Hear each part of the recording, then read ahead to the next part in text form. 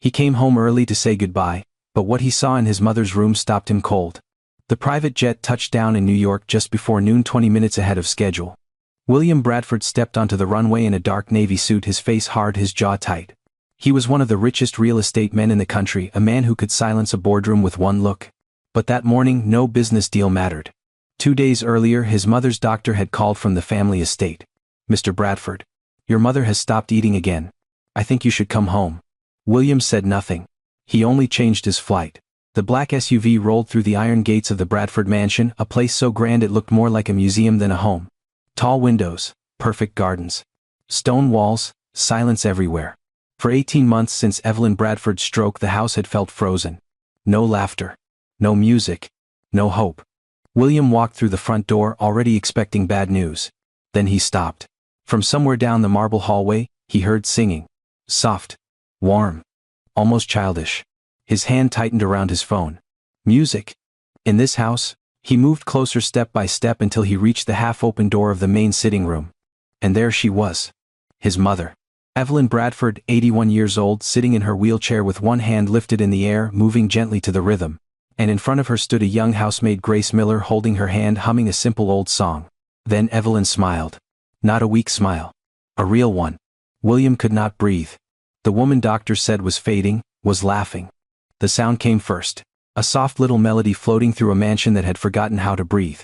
William Bradford stood in the hallway, frozen, one hand still gripping his phone.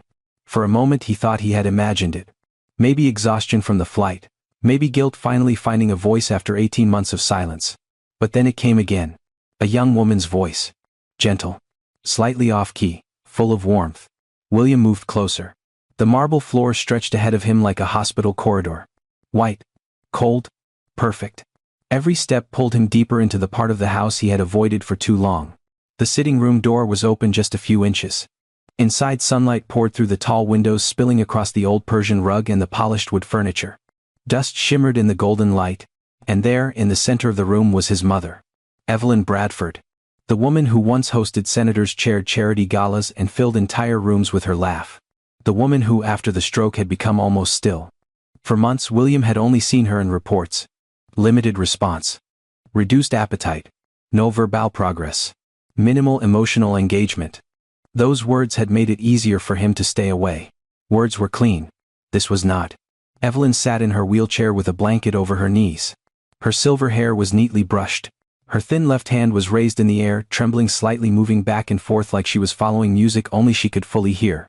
And in front of her stood Grace Miller. The new housemaid. Young. Maybe 26. Dark hair pinned back, gray uniform. White apron. Her sleeves rolled to the elbows like she had been working all morning. But she was not cleaning. She was dancing. Not a big performance. Not something polished or planned. Just small steps across the rug. One foot to the side. A little turn. A soft laugh under her breath. She held Evelyn's hand with both of hers, careful and steady, as if that fragile hand mattered more than anything else in the world. "Come on, Miss Evelyn," Grace whispered, smiling. "Just one more. You're doing better than me." Evelyn's eyes brightened. William's chest tightened. He had not seen that look in almost 2 years. Grace began humming again, a simple old tune, the kind of song mothers sang while cooking Sunday dinner or folding laundry by an open window. It was not perfect. Her voice cracked on one note. She laughed at herself, and then it happened. Evelyn laughed too. Small, rough, barely more than a breath. But it was laughter. Real laughter. William's hand flew to his mouth. The sound hit him harder than any bad news ever had. He remembered being 7 years old, running through this same house with muddy shoes while his mother chased him, laughing so hard she had to lean against the wall. He remembered her dancing barefoot in the kitchen when his father was still alive. He remembered the warmth that used to live here. And then he remembered how long he had been gone. 18 months. 18 months of doctors, nurses, emails, wire transfers, specialists, private therapists, medical equipment, and quiet instructions delivered from hotel suites and conference rooms. He had paid for everything. But he had not been there. Grace guided Evelyn's hand in a slow circle. "That's it," she said softly. "There you go. I knew you remembered."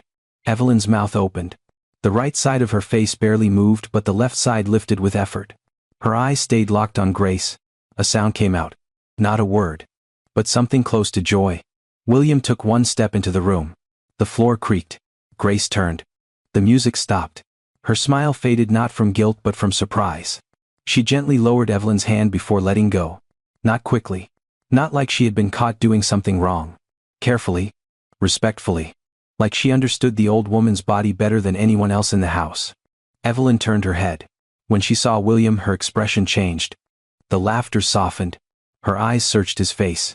For one terrible second, William wondered if she knew him. Then her left hand lifted again. Not toward Grace. Toward him. "Mom," William said. His voice broke on the word.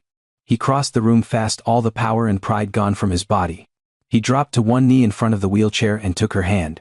It felt smaller than he remembered. Warmer than he expected. Evelyn squeezed. Weakly. But she squeezed. William bowed his head. No boardroom had ever seen him like this. No investor. No reporter. No employee. But Grace saw. She stood near the window, silent, hands folded in front of her apron, giving him a moment he did not deserve but badly needed. William swallowed hard and looked back at his mother. "You're smiling," he whispered. Evelyn's eyes glistened. Grace spoke quietly from across the room. "She smiles every morning now, sir." William slowly turned to her. Every morning. The words cut deep. Because the miracle had not happened today. It had been happening without him. William stood there still holding his mother's hand while the room seemed to shrink around him. Every morning. Grace Miller had said it so simply. As if it were nothing. As if bringing Evelyn Bradford back to life one smile at a time was just part of folding blankets and opening curtains. William slowly rose from his knees.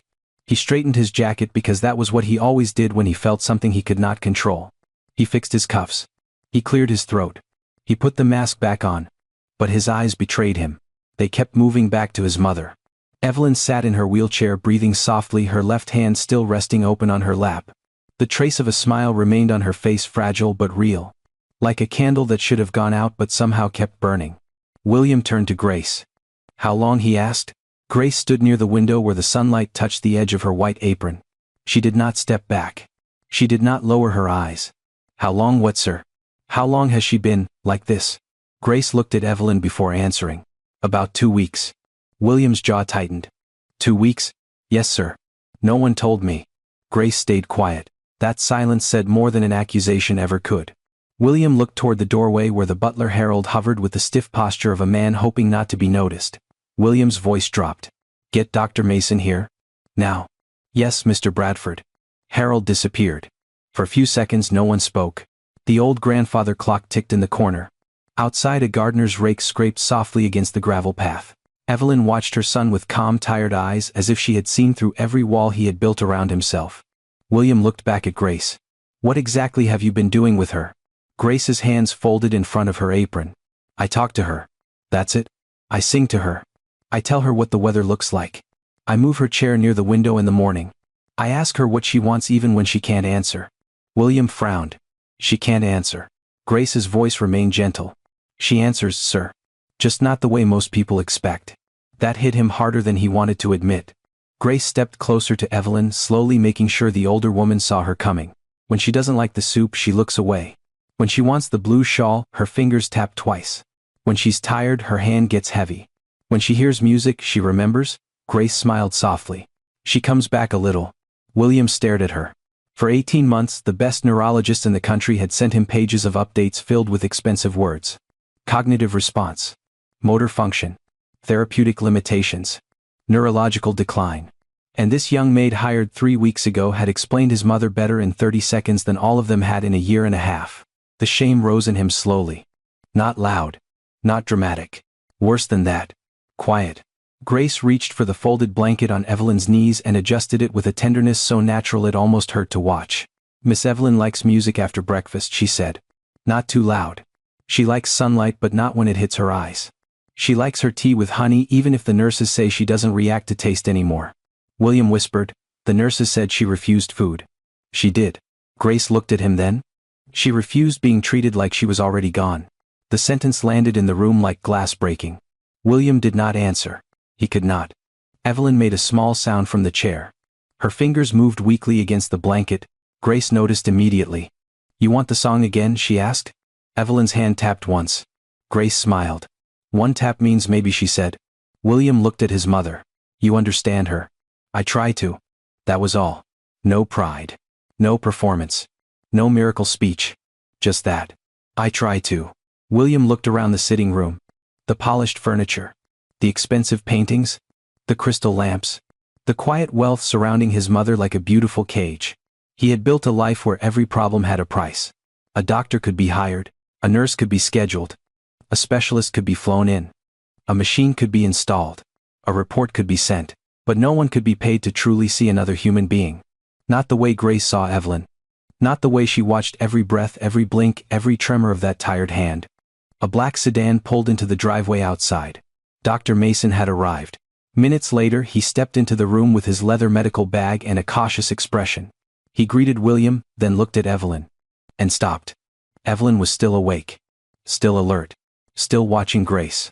Dr. Mason's face softened with recognition. "You saw it," he said quietly. William turned to him. "You knew." "I suspected."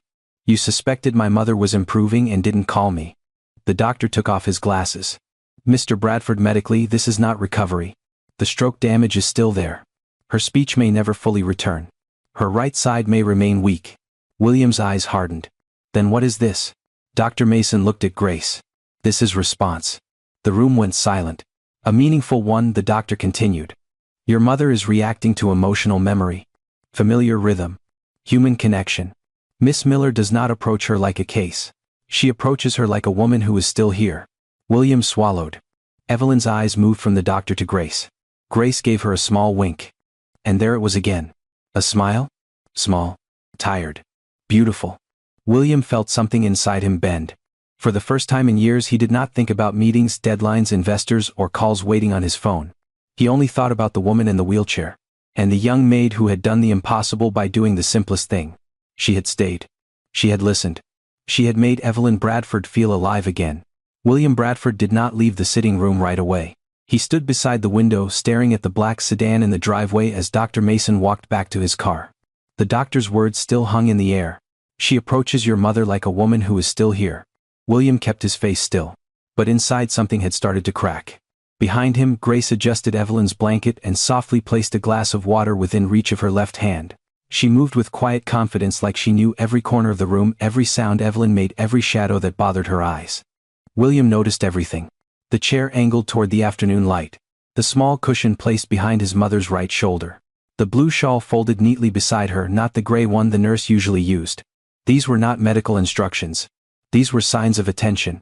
And attention was something William had forgotten how to give. His phone buzzed in his hand. Once. Twice. Then again. He glanced down. 3 missed calls from his office. A message from a Japanese investor. A reminder for the finance review downtown. Another message from Claire, his girlfriend. "Are you back? Dinner still on?" William stared at the screen. For years, this was how his life worked. A call came in. He answered. A problem appeared. He solved it. A person needed something. He delegated it. Everything had a place. A cost. A schedule. A report. Even his mother's illness had become a folder in his inbox. Weekly medical updates. Monthly invoices. Staff rotations. Therapy progress charts. Nutrition logs. He had read them all. He had paid them all. And somehow he had missed his mother completely. Harold, William called without turning around. The butler appeared at the doorway almost instantly. "Yes, Mr. Bradford." William's voice returned to its old sharpness. "I want a full staff report by tonight. Everyone currently assigned to my mother. Nurses, aides, therapists, meal staff. Hours, duties, agencies, salaries, performance notes." Harold nodded. "Yes, sir." "And security." "Security, sir. The guard at the gate took too long to recognize me." Harold blinked once. "I'll address it." "No. You'll give me the name of the security director." "I'll address it." The air changed. Grace looked down at Evelyn's blanket. Evelyn watched her son. William continued, colder now, as if the softness of the last hour embarrassed him. "I also want to know why I wasn't informed that a new employee had been brought into this house." Harold swallowed. "Miss Miller was sent by the agency as a replacement, sir. The paperwork was processed while you were overseas." "Processed?" William repeated. The word sounded like a verdict. He turned toward Grace. "And no one thought to tell me that a housemaid was conducting unsupervised activities with my mother." Grace's face stayed calm, but her fingers tightened slightly around the edge of the blanket. "I wasn't conducting activities, sir." William looked at her. "What would you call it?" "Spending time with her." His jaw moved. For a moment no one breathed. That was the problem with William Bradford. He did not understand things that could not be measured. A dance was not therapy. A song was not treatment.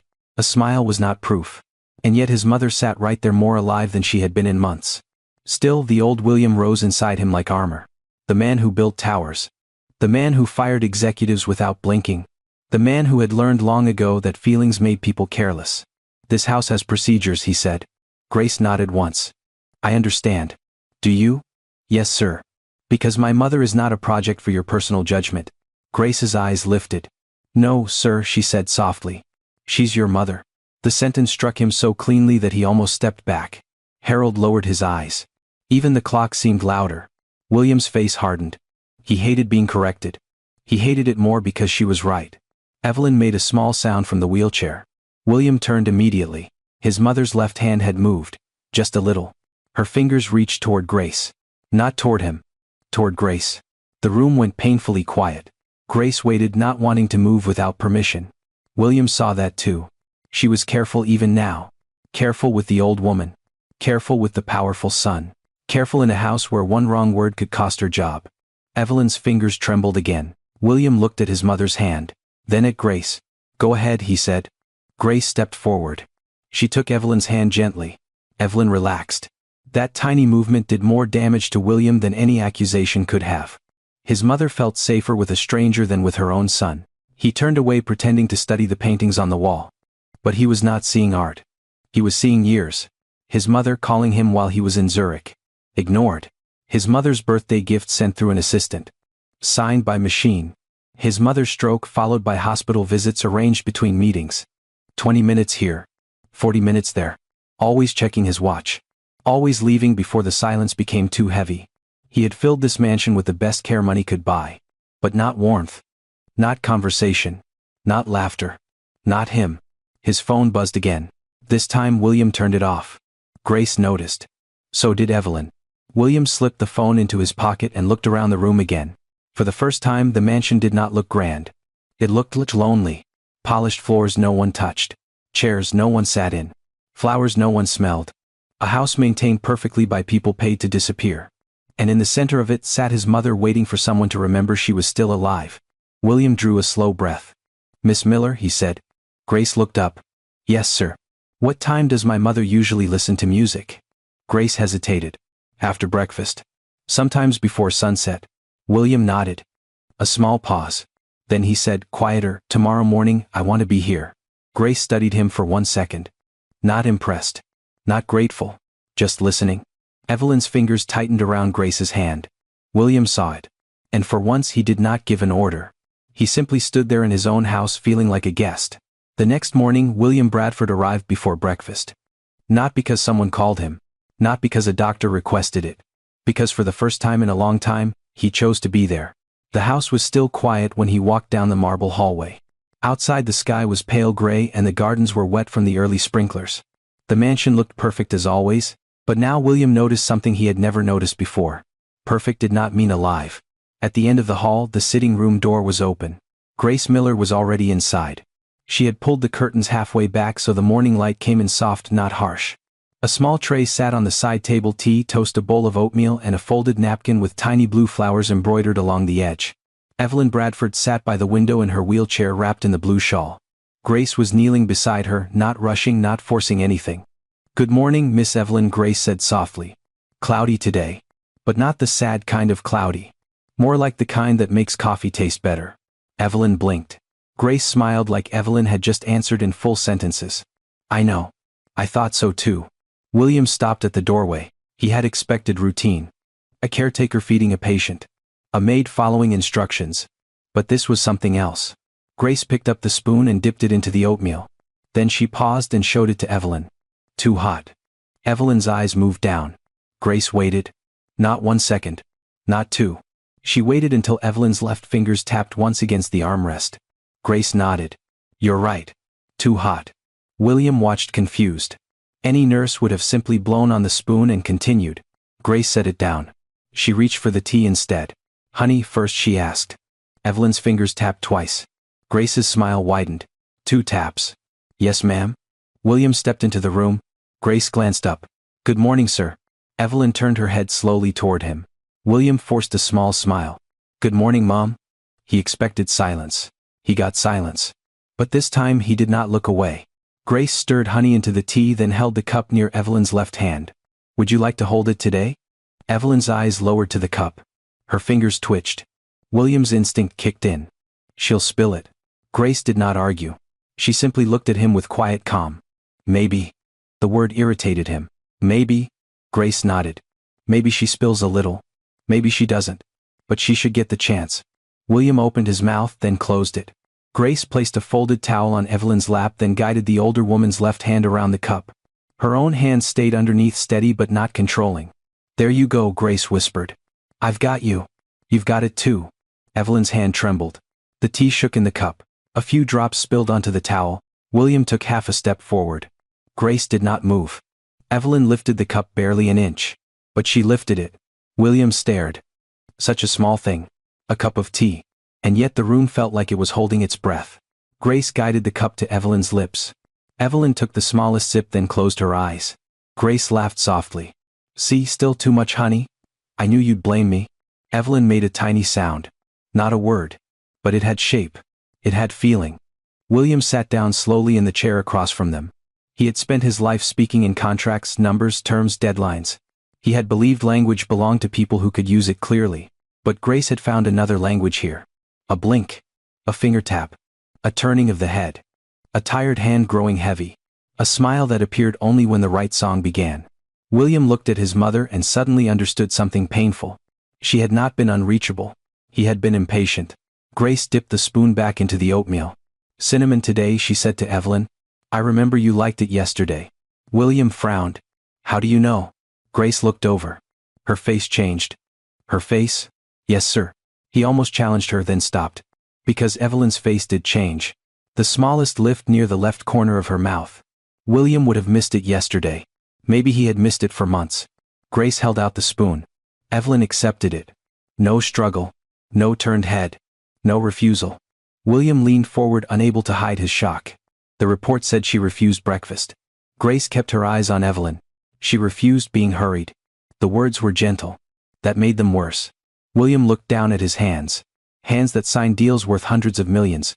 Hands that sent instructions from other countries. Hands that had not held his mother's long enough to learn. She tapped twice for yes. Grace wiped a small drop of tea from Evelyn's chin. "There," she said.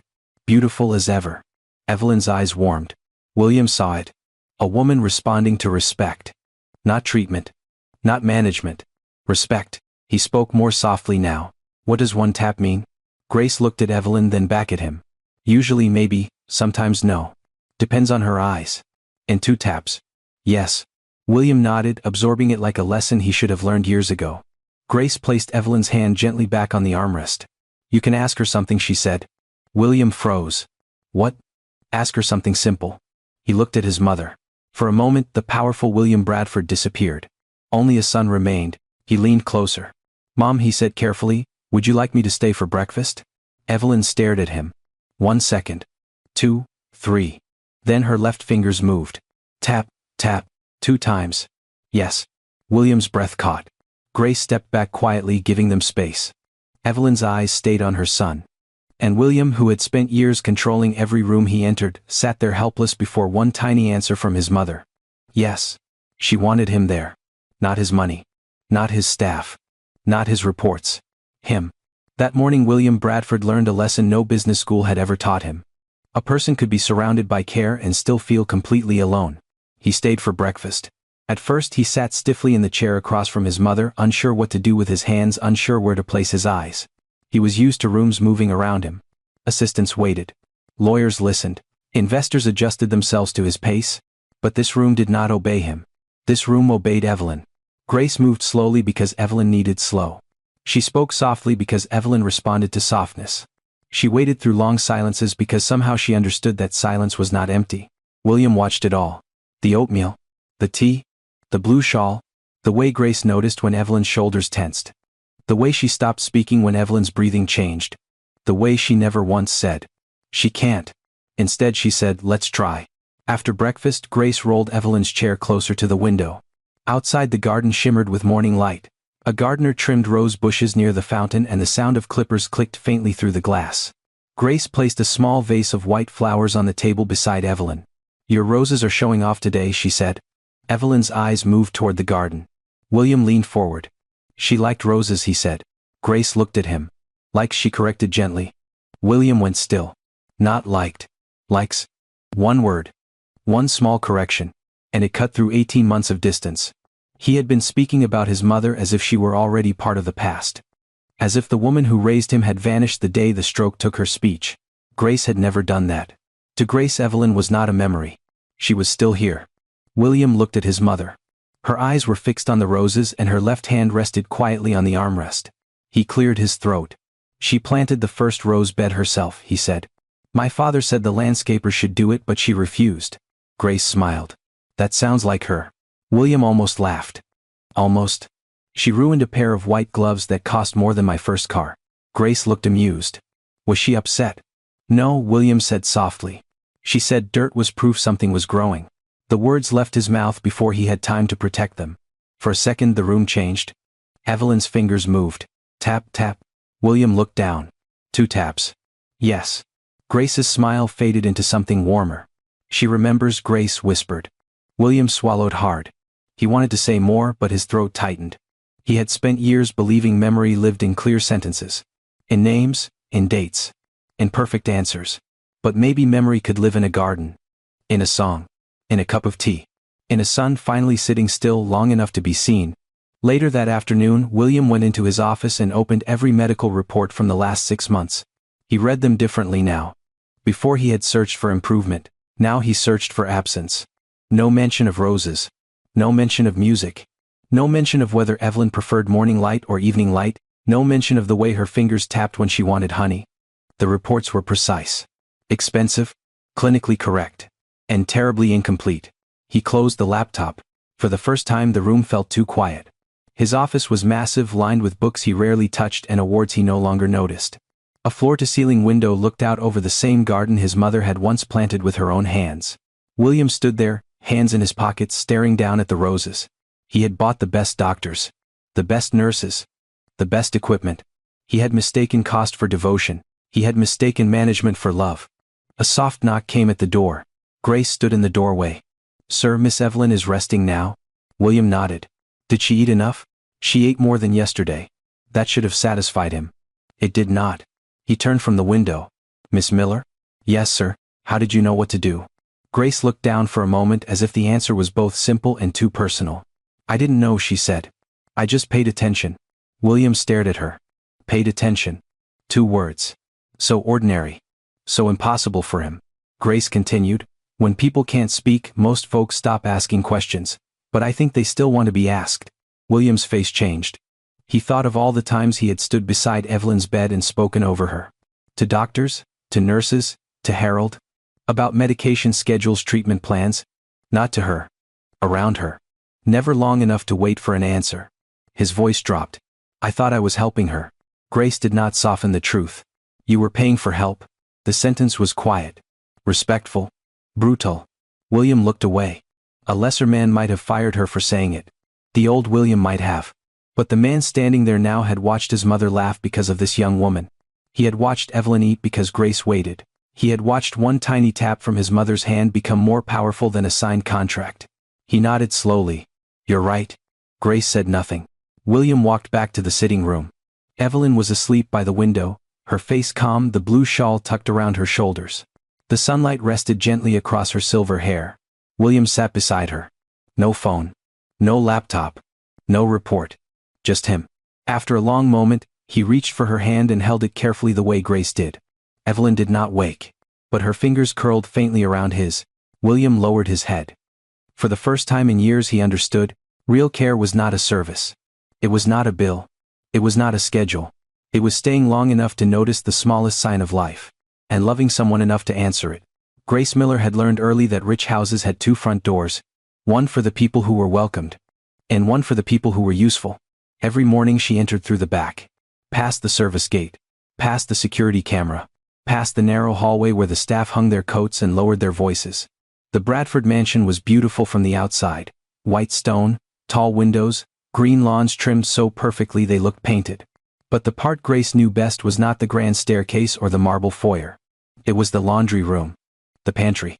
The small bedroom behind the kitchen where the heater clicked all night and the windows stuck when it rained. That was where she slept.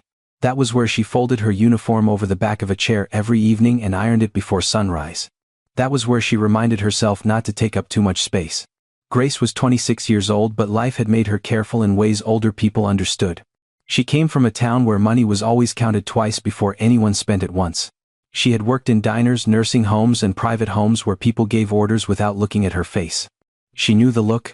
The rich had a way of seeing you and not seeing you at the same time. They noticed fingerprints on glass. They noticed if coffee was late.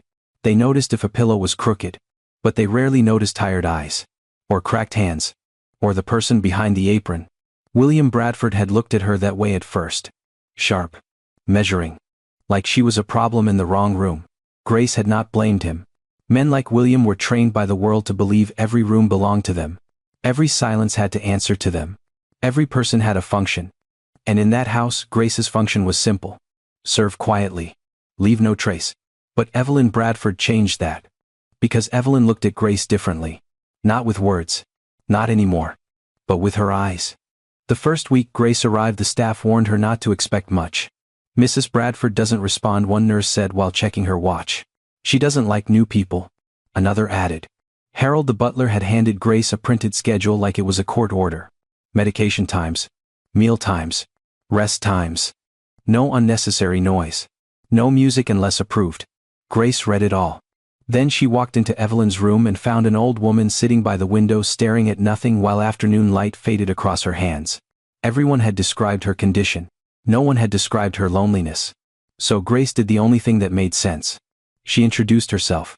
"Good afternoon, Miss Evelyn," she said softly. "My name is Grace. I'm new here, so you may have to be patient with me." No response. Not a blink. Not a sound. But Grace kept coming back. The next day she told Evelyn the weather. The day after that, she described the flowers outside. On the fourth morning, while adjusting the pillows, Grace hummed without thinking. An old tune. Simple. Warm. The kind her grandmother used to sing while sweeping the porch. Evelyn's head turned. Just slightly. So slightly that most people would have missed it. Grace did not. She stopped moving. Then she hummed again. Evelyn's eyes shifted toward her. That was the beginning. Not a miracle. Not a cure. Just a door opening 1 inch. And Grace respected that inch like it was sacred. From then on she watched everything. Which song made Evelyn breathe slower? Which shawl made her relax? Which spoonful she refused because it was too hot? Which window gave her light without hurting her eyes?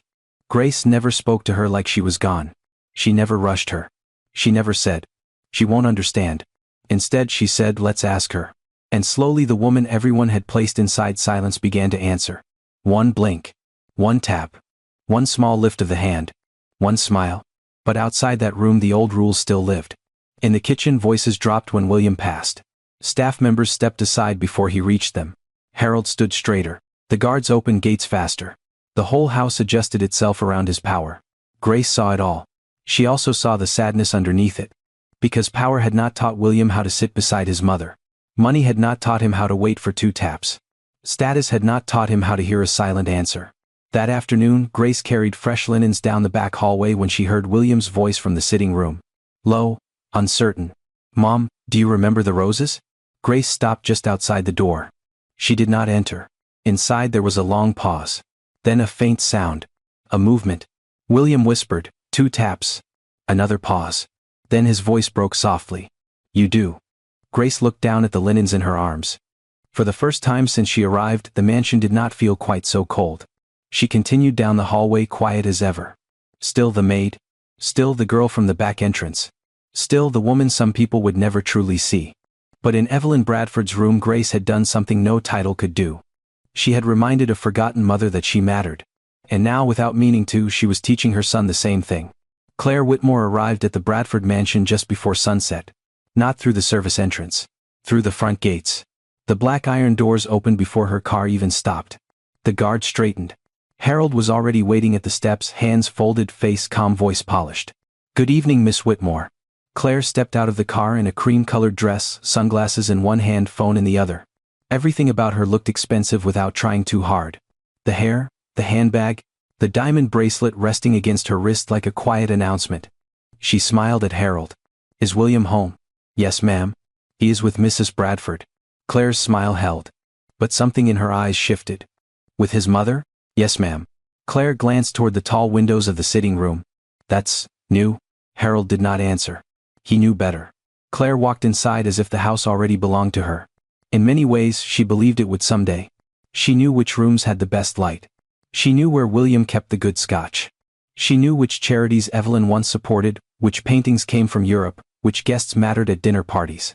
But that evening the house felt different. Not louder. Not busier. Just different. There was warmth in it. A soft hum floated down the hallway. Claire slowed. Music. She followed the sound to the sitting room and stopped at the doorway. William was sitting beside his mother. No laptop. No phone. No stack of reports. Just sitting. Evelyn Bradford was in her wheelchair near the window, the blue shawl around her shoulders. Her thin hand rested in William's palm. Grace Miller stood nearby holding a small music player and smiling gently as an old song played low in the room. William was speaking softly. Remember this one, Mom? Evelyn's fingers moved. Tap. Tap. William laughed under his breath. Claire stared. It was not the laugh that bothered her. It was the way he looked. Open. Soft. Unprotected. She had seen William angry. She had seen him bored. She had seen him charm investors and freeze competitors with one sentence. She had even seen him tired after long flights from Europe. But she had never seen him like this. Human. And Grace was standing right there witnessing it. Claire stepped into the room. Well, she said brightly, this is sweet. William looked up. For a second surprise crossed his face. Claire. I didn't know you were coming. I texted. He reached toward his pocket, then remembered. His phone was off. Claire noticed. That was the second thing that bothered her. William Bradford did not turn off his phone. Not during dinners. Not during flights. Not even during funerals unless someone important was watching. I thought we had dinner tonight, Claire said. William looked at his mother, then back at her. I forgot. The words landed gently. But Claire heard the danger inside them. He forgot her. For this? For the old woman who barely spoke? For the maid standing by the window? Grace lowered her eyes. Good evening, ma'am? Claire turned to her slowly. And you are? Grace Miller, ma'am? The new housekeeper. Morning staff, ma'am? Claire's smile sharpened. Of course. William stood. Grace has been helping my mother. So I see. Claire walked closer to Evelyn and bent slightly, placing one cool hand over the older woman's blanket. Hello, Evelyn. You look comfortable. Evelyn's eyes moved toward her. No smile. No tap. Nothing. Claire straightened. Grace noticed. William noticed Grace noticing. That made Claire's chest tighten. It was small. Almost invisible. But it was there. A language in the room that she did not understand. And she hated being outside any room William was inside. How long has this been going on? Claire asked. William frowned. What? The music. The routine. Grace answered carefully. About 2 weeks, ma'am. Claire looked at her again. 2 weeks. That meant this girl had been shaping the emotional center of the house before Claire even knew her name. Claire gave a light laugh. Well, isn't that impressive? Grace said nothing. William's voice was quiet but firm. It's helped my mother? I'm sure it has. But Claire's tone did not match the words. She walked around the room slowly, touching nothing, studying everything. The teacup. The blue shawl. The flowers beside Evelyn. The chair William had pulled close to his mother. This was not nursing. This was intimacy. Not romance. Something more dangerous. Influence. Claire had built her future carefully. William was not just wealthy, he was structure. Security. A name that opened every door. A man who could be managed because he believed emotions were weaknesses. But now Grace Miller had found the one door Claire had never been able to open. His guilt. His mother. His heart. Claire turned back to William. Darling, the investors are expecting us. William looked toward Evelyn. I'm staying tonight. Claire blinked. Just once. Then smiled. Of course. Family first. The phrase sounded perfect. But her eyes moved to Grace. Grace felt it. A quiet warning wrapped in perfume and pearls. William sat again beside his mother. Claire stood there a moment longer, realizing the evening had slipped out of her control. The house had shifted. William had shifted. And the young maid in the white apron had done it without raising her voice once. Evelyn's hand moved. Tap, tap. William leaned closer. What is it, Mom? Grace smiled softly. She wants the song again. William reached for the music player before Grace could. Claire watched his hand press play. The old melody filled the room. Evelyn's face softened. William smiled. And Claire Whitmore understood something cold and clear. Grace Miller was no longer just staff. She was becoming necessary. And for Claire, that made her dangerous. Claire Whitmore did not argue that night. That was not her way. She did not raise her voice in the sitting room. She did not accuse William. She did not give Grace Miller the satisfaction of seeing her upset. Instead, Claire smiled. Softly. Perfectly. Then she kissed William on the cheek and said, "Call me later, darling."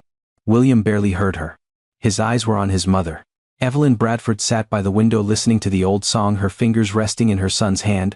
Grace stood a few feet away, quiet as a shadow, ready to step in only when needed. Claire saw it all. The way William leaned closer when Evelyn moved.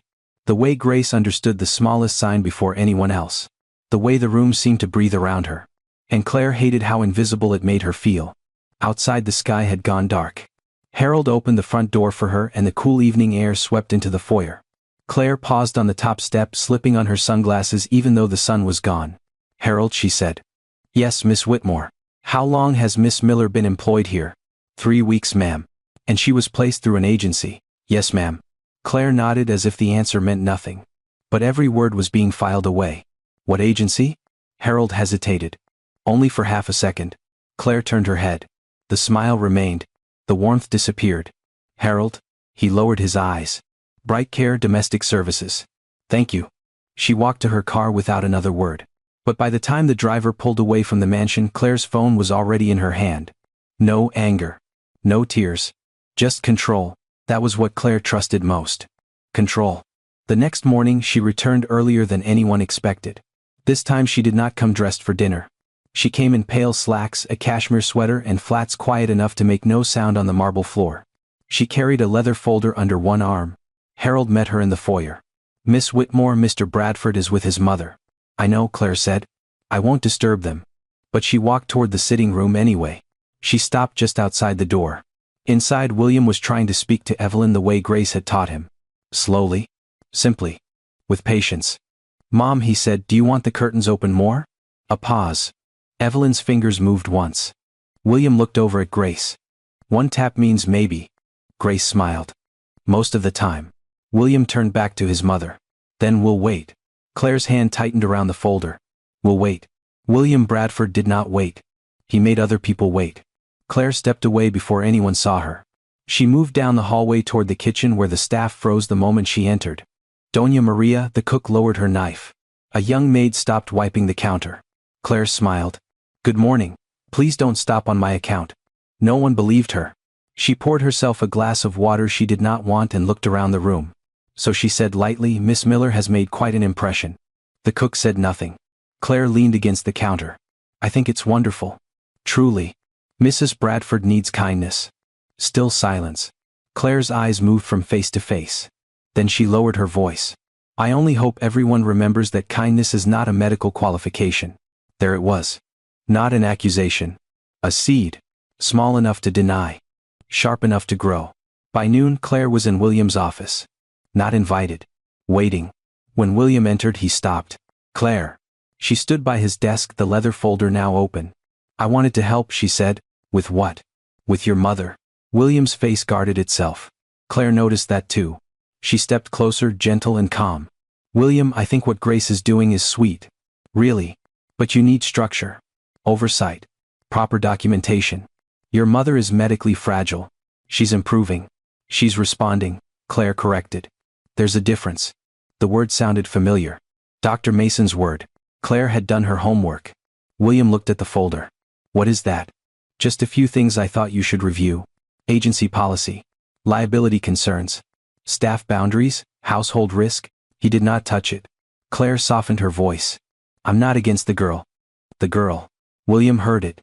So did Claire. She quickly added, "Miss Miller. I'm only saying you don't know her." William's eyes narrowed slightly. "She's helped my mother more in 3 weeks than most professionals have in 18 months. And that is exactly why you need to be careful." Silence. Claire walked to the window, looking down at the garden. People who become necessary also become powerful. William said nothing. But his jaw tightened. Claire turned back to him. "I love you. I care about this family. And I don't want to see you become emotionally dependent on someone whose job is to serve in this house." William's voice dropped. "She is not manipulating anyone." "I didn't say she was." But the word had entered the room. Manipulating. Claire did not need to prove it. Not yet. She only needed William to hear it once. That afternoon, Grace found the sitting room slightly changed. The music player had been moved from the side table to a higher shelf. The blue shawl was missing. Evelyn sat near the window, but the curtains were pulled too far open and the sunlight fell directly across her face. Grace stepped in quickly. "Oh, Miss Evelyn," she whispered. "That's too bright, isn't it?" Evelyn's eyes fluttered. Her fingers moved weakly. Grace reached for the curtains. Before she touched them, Claire's voice came from the doorway. "Maybe we should let the nurse decide." Grace turned. Claire stood there smiling. Calm. Polished. Untouchable. William appeared behind her, a moment later, his expression unreadable. Grace lowered her hand. Evelyn made a small sound. William looked at his mother. Then at Grace. Then at Claire. For the first time since Grace had entered that house, he hesitated. And Claire saw it. That tiny hesitation. That crack. She smiled again. Because control was coming back. One careful inch at a time. The hesitation lasted only a second. But in that second, Evelyn Bradford saw everything. She saw Grace's hand stop in midair. She saw Claire's polished smile at the doorway. She saw William standing between them, caught between the old rules of the house and the new life slowly returning to her. And for the first time in months, something fierce moved behind Evelyn's tired eyes. Grace lowered her hand. "Of course," she said softly, "I'll wait for the nurse." The words were respectful. But Evelyn heard the hurt beneath them. Claire stepped into the room smooth and calm as if she had only come to help. "I just think we should be careful," Claire said. "Mrs. Bradford's condition is delicate. We don't want emotions replacing proper care." William said nothing. Grace looked at Evelyn. The sunlight was still hitting the older woman's face too directly. Evelyn's eyes fluttered. Her left hand tightened against the armrest. William noticed. Finally. He moved toward the curtain himself and pulled it halfway closed. The light softened. Evelyn breathed easier. Grace's eyes lifted to him for one brief moment. Claire's smile thinned. "William," she said gently, "that's exactly what I mean. Everyone is guessing." "No," William said quietly. She was uncomfortable. Claire blinked. My mother?" The room went still. William looked down at Evelyn. "Weren't you, Mom?" Evelyn stared at him. Her fingers trembled. Once. Then again. Tap, tap. Yes. The sound was barely there, just skin against wood, but to William it landed like a gavel. Grace smiled through the ache in her chest. Claire folded her arms lightly. "Well, that's encouraging," she said. "But it still doesn't mean." A sudden sound cut through the room. "Evelyn?" Not a word. Not yet. But a low strained sound from deep in her throat. Everyone froze. Evelyn's mouth opened. The right side of her face remained weak, but the left side moved with effort. Her eyes locked on Grace. Grace stepped forward without thinking. Then stopped herself. Claire saw it. William saw it. And Evelyn saw it too. The old woman's fingers scratched against the armrest. Tap, tap, tap. Not their usual signal. This was different. Urgent. William bent close. "Mom, what is it?" Evelyn's breath shook. Her hand lifted off the chair, trembling in the air, reaching past William. Toward Grace. Claire's face hardened for the first time. William turned. "Grace," he said. Grace crossed the room quickly and knelt beside the wheelchair. "I'm here, Miss Evelyn." The moment Grace took her hand, Evelyn's body relaxed. Her eyes filled with tears, slow and shining, rolling down the left side of her face. Grace wiped them gently with the corner of a clean napkin. "It's okay," she whispered. "I'm right here." Evelyn squeezed her hand. Then she tried again. Her lips moved. A broken breath came out. "Gee." Grace went completely still. William leaned closer, his face pale. Evelyn's chest rose and fell. She fought for air, for sound, for one impossible piece of herself that the stroke had stolen. "Gee. Race." The name came out rough. Small. Almost torn from her. But it was there. Grace covered her mouth with one hand. William's eyes widened. Claire lost every trace of her smile. Evelyn had not spoken a clear word in months. And the first word she fought to say was not doctor. Not nurse. Not even William. It was Grace. The young maid lowered her head, tears slipping down her cheeks. "Yes, ma'am," Grace whispered. "I'm here." Evelyn's hand moved again. This time not tapping. Pulling. Weakly. Grace bent closer. Evelyn's lips trembled. "Thank you?" 2 words. Broken. Breathless. But alive. The room broke open. William turned away, pressing his hand to his mouth. His shoulders shook once before he forced them still. For years he had believed strength meant control. But standing there, hearing his mother thank the woman he had almost doubted, he felt smaller than he had ever felt in his life. Grace cried silently, still holding Evelyn's hand. "I didn't do anything special," she said. Evelyn's eyes sharpened. Her fingers tightened. Tap, tap. "Yes, you did." William understood it without needing Grace to explain. Claire stepped back. Just one step. But everyone felt it. Her control had slipped. Because this was no longer about household boundaries, medical procedures, or who belonged where. This was Evelyn Bradford choosing for herself. And she chose the person who had made her feel human. William knelt beside his mother again. "Mom," he said, voice rough, "do you want Grace to keep caring for you?"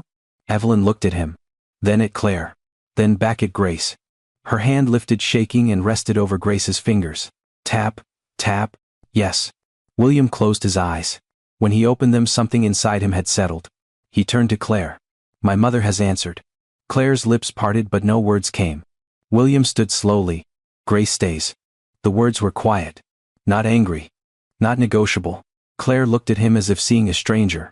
But William was not looking at her anymore. He was looking at his mother, who sat in the softened light with tears on her cheeks and life in her eyes. Grace gently placed Evelyn's hand back on the blanket. Then very softly she began humming the old song again. Evelyn's mouth curved. A tired smile. A grateful smile. A woman returning not all at once but piece by piece. And William finally understood. This was not just recovery of the body. This was the recovery of a soul that had almost been forgotten. That night William Bradford did not go back to the office. For the first time in years, the city kept moving without him. Calls came in. Messages stacked up. Investors waited. Assistants searched for answers he did not give. And William sat alone in the darkened kitchen, holding a cup of coffee that had gone cold. The mansion was quiet. But it was not the same silence anymore. Before, silence in that house felt like marble. Hard, expensive, empty. Now it felt like breathing. Somewhere upstairs Evelyn slept. Grace had tucked the blue shawl around her shoulders, adjusted the curtains, placed water near her hand, and whispered good night as if good night still mattered. William had watched from the doorway. He had watched his mother's eyes follow Grace. He had watched her lips try to move. He had watched those tired fingers tap twice. Yes. Again and again that tiny sound echoed inside him. Tap, tap. A language he had been too busy to learn. He lowered his head and rubbed both hands over his face. In boardrooms people called him brilliant. In newspapers they called him disciplined. In private his employees called him impossible. But sitting there in the kitchen under the soft yellow light, William finally saw the truth. He had not been strong. He had been absent. The next morning Harold found him already awake in the sitting room. William had moved a chair beside Evelyn's wheelchair and was holding an old photo album on his lap. Grace stood near the doorway with the breakfast tray, surprised but silent. Evelyn sat wrapped in her blue shawl, watching her son turn the pages. William pointed to a faded photograph. "You remember this?" he asked softly. In the picture, a younger Evelyn stood in the garden, her hands covered in dirt, laughing beside a crooked row of roses. William looked at her fingers. He waited. 1 second. 2, 5, 10. The old William would have filled the silence. He would have pushed. He would have asked someone else to interpret. He would have moved on. This William stayed. Evelyn's left hand trembled. Tap, tap. William smiled, but his eyes filled. "Yes," he whispered. "I remember too." Grace lowered the tray onto the side table. "You're learning," she said. William looked up at her. "No," he said quietly. "I'm late." Grace did not correct him. Some truths did not need comfort. Over the next days, the house began to change in small ways. William canceled a dinner, then a meeting, then a flight. At first his staff thought something was wrong. Then they realized something was right. He started eating breakfast with Evelyn. He stopped speaking about her in the third person while she sat in the room. When the nurse gave an update, William turned to his mother and said, "Mom, do you agree?" Sometimes she tapped. Sometimes she did not. Sometimes she only looked tired. But William waited anyway. The waiting changed him. It slowed his voice. Softened his hands. Opened a part of him he had locked away so long he no longer knew where the key was. One afternoon, Grace found him in the garden, standing beside the rose bushes. He was holding pruning shears awkwardly, staring at a branch like it had insulted him. Grace almost smiled. "Need help, sir?" William looked embarrassed. "My mother planted these. I have no idea what I'm doing." Grace stepped closer, but not too close. "Then ask her." He looked toward the sitting room window. Evelyn sat inside, watching them through the glass. William lifted the shears slightly and called, "Mom, this one." Evelyn's face barely moved. Her fingers lifted from the blanket. One tap. William paused. Maybe? Grace nodded. Try the next one. He moved to another branch. Evelyn's fingers moved again. Tap. Tap. William grinned like a child who had just won a prize. This one. Grace laughed softly. From the window Evelyn smiled. It was small, but it reached her eyes. That smile did something to the whole house. The gardener stopped working. Harold stood still by the back door. Even the nurse turned to look. Because everyone understood. William Bradford was not only caring for his mother now. He was letting her lead. That evening Claire called 3 times. William did not answer until after Evelyn had finished dinner. When he finally stepped into the hallway his voice was calm. Claire. Her tone was polished but tight. You've missed 2 commitments this week. I know. People are asking questions. Let them. A pause. That doesn't sound like you. William looked back through the doorway. Grace was helping Evelyn hold a cup of tea. Evelyn's hand shook but Grace did not take the cup away. She waited. She trusted her. William understood now. Love did not always mean preventing someone from struggling. Sometimes love meant staying close while they tried. No, he said. Maybe it doesn't. Claire lowered her voice. William, you cannot rebuild your life around guilt. He closed his eyes. For once the word did not control him. This isn't guilt, he said. It's time. Time for what? William looked at his mother. Time to listen. Time to repair. Time to sit beside the woman who had once sat beside him through fevers, nightmares, school plays and failures he thought would end the world. Time to become a son again. He answered simply. Time I should have given her years ago. Claire said nothing. William ended the call. Then he returned to the sitting room. Evelyn looked at him. Her fingers moved once. A question. William sat beside her and took her hand. I'm here, he said. He did not check his watch. He did not reach for his phone. He just stayed. And in that quiet room beside the woman he had almost lost while she was still alive, William Bradford finally began to become human again. The next morning the mansion felt different. Not richer. Not louder. Warmer. Evelyn Bradford sat by the window, the blue shawl resting gently around her shoulders. William sat on one side of her. Grace stood on the other, holding the small music player. The old song began again. Soft. Tender. Familiar. Evelyn's eyes filled with light. William leaned closer. Mom, do you want Grace to stay with us today? Evelyn looked at Grace. Then at William. Her left hand trembled as she lifted it. Slowly, with great effort, she reached for Grace's hand. Grace took it gently. Then Evelyn reached for William's hand. He froze. With all the strength she had, Evelyn brought their hands together. Grace looked down, tears rising. William could not speak. Evelyn pressed their hands once, weak but certain. Tap, tap. Yes. The house went silent. Not empty silence. Healing silence. William bowed his head over their joined hands, and for the first time in years he did not feel like the owner of that mansion. He felt like a son. Grace whispered, "Thank you, Miss Evelyn." Evelyn smiled. And in that moment the grand Bradford house finally became what money had never been able to buy. A home. Sometimes the people we overlook are the ones carrying the deepest kindness. Money can hire help, but it cannot buy love, patience, or the gift of truly seeing someone. Never wait until silence fills a room before you give your time to the people who need your heart. What would you have done if you were William? Comment below. And don't forget to subscribe for more emotional stories that remind us what really matters.